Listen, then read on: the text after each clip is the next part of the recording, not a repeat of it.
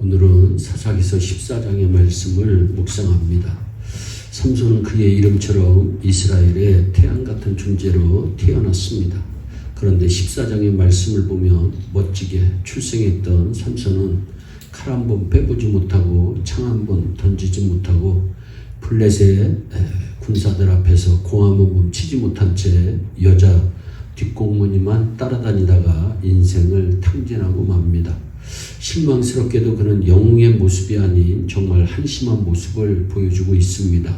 그 이유가 무엇일까요? 첫 번째는 삼손이 가지 말았어야 할 곳을 갔기 때문입니다. 1절 말씀입니다. 삼손이 딥나에 내려가서 거기서 블레셋 딸 중 한 여자를 보고, 여기에서 삼손이 딥나에 내려갔다고 기록하고 있습니다.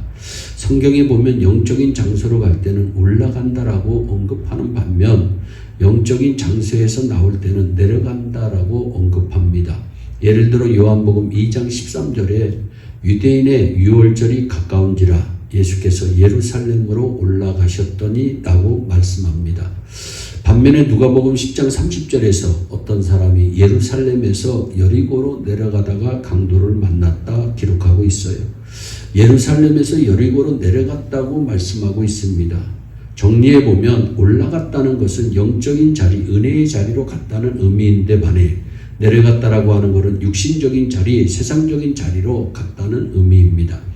그러니까 삼손이 딥나로 내려갔다는 것은 세상적인 자리, 육적인 자리로 내려갔다고 하는 뜻입니다. 이것이 삼손의 문제였습니다. 그는 무슨 일이 있어도 믿음의 자리, 은혜의 자리를 지켰어야 합니다. 그는 가지 말았어야 할 곳을 갔고 그 결과 시험에 빠집니다. 사실 우리의 인생에서도 우리가 어디로 가느냐 하는 것은 대단히 중요합니다. 그에 따라 우리의 인생이 완전히 달라지기 때문입니다. 축구를 잘하는 학교에 가면 아이들은 축구에 관심을 가지게 됩니다. 야구 잘하는 학교를 가면 아이들은 야구에 더 관심을 가지게 됩니다. 사람은 환경의 영향을 크게 받기 때문에 우리가 어디로 가느냐, 우리가 어디에 있느냐 하는 것은 대단히 중요합니다. 우리가 뜨거운 사우나에 들어가면 우리의 몸은 뜨거워지기 마련입니다. 반대로 찬물에 들어가면 우리의 몸은 차가워지기 마련입니다. 사람은 환경의 지배를 받게 되어 있습니다. 아무리 차가운 사람일지라도 성령의 역사가 나타나는 자리에 가면 열정의 사람, 성령이 충만한 사람으로 변하게 되어 있습니다. 어디에 있느냐가 중요합니다. 사랑하는 여러분, 우리가 은혜 받는 자리에 가면 어떻게 됩니까? 은혜 받습니다. 반대로 시험 들게 하는 자리에 가면 어떻게 됩니까? 시험 들게 마련입니다. 그러므로 어떠한 경우라도 가야 할 곳과 가지 말아야 할 곳을 구분하시기 바랍니다. 육적인 자리보다 영적인 자리를 사모하시기 바랍니다. 세상적인 즐거움을 위한 자리보다 복된 은혜의 자리를 사모하시기 바랍니다. 하나님을 찬양하고 생명의 말씀이 선포되는 자리를 사모하시기 바랍니다. 삼손이 한심한 인생을 살게 된 첫 번째 이유는 가지 말았어야 할 딥나로 그 스스로 내려갔기 때문입니다. 삼손이 한심한 인생을 살게 된 두 번째 이유는 잘못된 만남 때문입니다. 1절 말씀에 거기서 블레셋 딸 중 한 여자를 보았다 말씀합니다. 그가 말한 첫 마디가 내가 여자를 보았다라고 하는 말입니다. 그런데 그의 인생을 자세히 들여다보면 그는 여자에 매우 약했다는 것을 알 수 있습니다. 사사기 14장부터 16장까지 그에 대해서 기록하고 있는데 그의 생애 20년을 살펴보면 한심스럽게도 온통 여자와 관계된 이야기입니다. 바로 이 여자 문제가 그의 치명적인 약점이었습니다.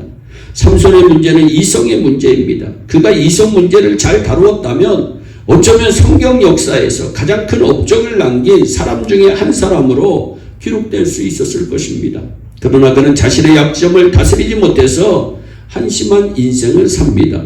하나님께서 시편 1편 1절에 복 있는 사람을 분명하게 정의하고 있습니다. 복 있는 사람은 악인에게 쫓지 아니하고 죄인의 길에 서지 아니하고 오만한 자의 자리에 앉지 아니하고 말씀합니다. 복 있는 사람이 누구입니까? 악인의 꾀를 쫓지 아니하는 사람, 죄인의 길에 서지 아니하는 사람, 오만한 자의 자리에 앉지 않은 사람들이 바로 복 있는 사람입니다. 삼손이 한심한 인생을 살게 된 이유는 만나지 말아야 할 딥나 출신의 블레셋 여인을 만났기 때문입니다. 마지막 하나 이유는 들어야 할 말을 그가 듣지 않았기 때문입니다. 삼손은 딥나에 내려갔다가 블레셋 족속의 한 여자를 보고 나서 고향으로 돌아옵니다. 부모님에게 그녀와 결혼하고 싶다고 말합니다. 그의 부모님이 결혼을 반대합니다. 삼손의 부모님은 우리 마을에도 참한 색식감이 참 많은데 하필이면 이방 여자와 왜 결혼하려고 하느냐, 한마디로 말하면 블레셋 출신 여자를 며느리로 맞아들일 수 없다고 얘기합니다. 그럼에도 불구하고 삼손은 블레셋 여인과 결혼을 포기하지 않습니다.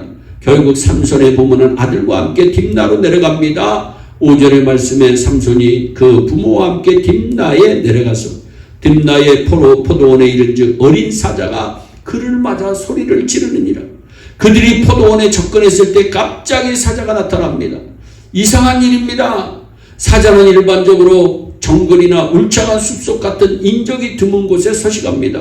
그런데 14장에서 사자가 사람들의 왕래가 빈번하고 사람들의 발길이 많은 포도원에 나타납니다. 이것이 의미하는 바가 무엇입니까? 왜 사자가 삼손 앞에 나타났을까요? 그것은 하나님의 경고였습니다. 하나님의 사인입니다. 하나님께서는 삼손이 딥나로 내려가는 것을 인정할 수 없다는 겁니다. 막고 싶었던 겁니다. 그럼에도 삼손은 하나님의 경고를 무시합니다. 7절입니다. 그가 내려가서 그 여자와 말하며 그를 기뻐하였더라. 이방 여인과 희낙낙거렸습니다.